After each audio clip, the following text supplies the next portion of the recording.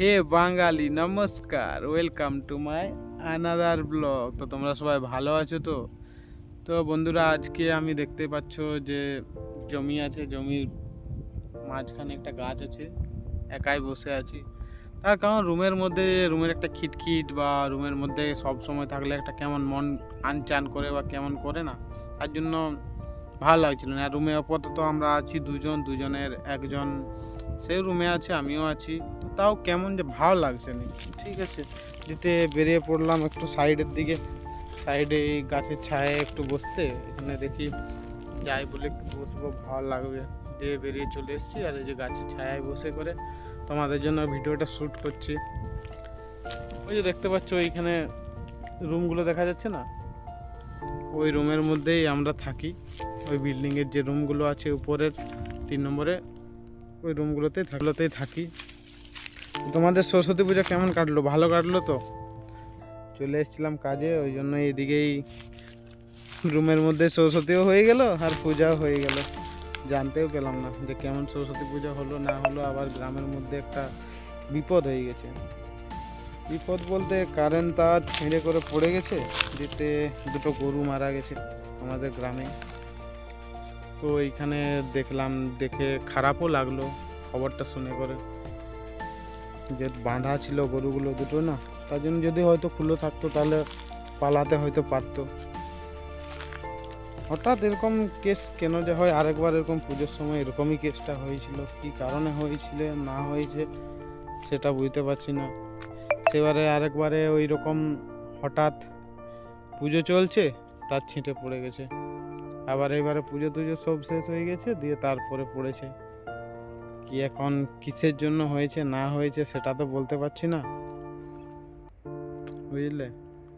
তো আমি আছি, কাজে এসেছি জন জায়গা, ওটা হচ্ছে তোমাদের জাজপুর কলিঙ্গনগর ডুমরি, ওইখানে আছি।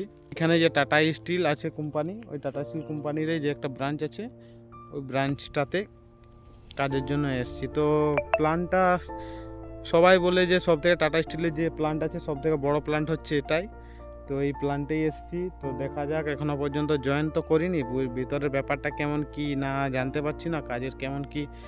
বলছে জনগুলো কাজে এসছি, যারা কাজ করছে বলছে কাজের কন্ডিশন ভালো, কিন্তু খালি একটু টাইমের ব্যাপার নিয়ে একটু গেট থেকে বেরাতে একটু অসুবিধা হয়। তাছাড়া সেরকম কোনো অসুবিধা না। তার কারণ যে কাজ একদম হার্ড কাজ না, ইজি কাজ, তার জন্যই বলছিল। ও যাই হোক, দেখা যাক কি হয় না হয়, কাজের পরিস্থিতি কত দূর কি হয়, কবে জয়েন হয়। আশা করছি হয়ে যাবে, কারণ বলছিল যে আর বেশি দিন লাগবে না, ওই 5-6 দিন 7 দিনের মধ্যে কাজটা হয়ে যাবে। কারণ আমাদের যে এক্সাম হবে, তারপর মেডিকেল আছে। তো আমাদের এখনও পর্যন্ত কিছুই হয়নি, তো হতে এখন টাইম তো লাগবে কিছুটা। তো ওদের বাদ বাকি সবই হয়ে গেছিলো, ওরা অন্য জায়গা থেকে এসেছিলো, তার জন্য ওদের জয়েন হয়ে গেল, বুঝলে? তো ভিডিও বানাও ভাই, কাজে যাও আর কোথায় যাও, দেখবে কাজের সাইডে কিছু কিছু মুহূর্ত থাকবে, এই জন্যগুলো তুলে ধরতে পারবে, ওগুলো ভালো লাগবে। ওই জন্য বলছি ভিডিও বানাতে বন্ধ করো না। দেখো আমার, হ্যাঁ বলতে পারো যে আমার কিছু কিছু দিন মিস্টেক হয়ে যাচ্ছে, আমি বানাচ্ছি না, কি করব, মানে এক রুমের মধ্যে থেকে থেকে থেকে থেকে পড়ে পড়ে না বাইরে একটু বেরাবো, তার জন্য কাউকে তো লাগবে, একাই কি যেতে সব সময় মন করবে বলো দেখিনি? তাও এই সব কিছু ছাড়ে রুম থেকে বেরিয়ে একাই গাছের ছায়ায়, গাছের নিচে বসে করে একাই আছি। কেন জানে মনে হচ্ছে যেমন সব কিছু থেকে একটু দূরে যায়। রুমে থেকে থেকে অনেকক্ষণ মনে হলো যে একটু দূরে যায় কারোর সাথে কোনো কন্ট্যাক্ট নেই, কিছু নেই, কোনো কথা নেই, জাস্ট আমি আর আমার মোবাইল আর আমার ক্যামেরা, অনেকক্ষণ ধরেই বসে আছি বাস। বন্ধুরা, এই যে এইখানে যে হাওয়াটা লাগছে না, একদম মন ভরে যাচ্ছে। রুমের মধ্যে ওটা পাচ্ছিলাম না, সেই বন্ধ করে দেওয়ালে যেমন আছি সেরকমই মনে হচ্ছিল। কত দূর কি হয় দেখা যাক। Tata, bye bye, see you.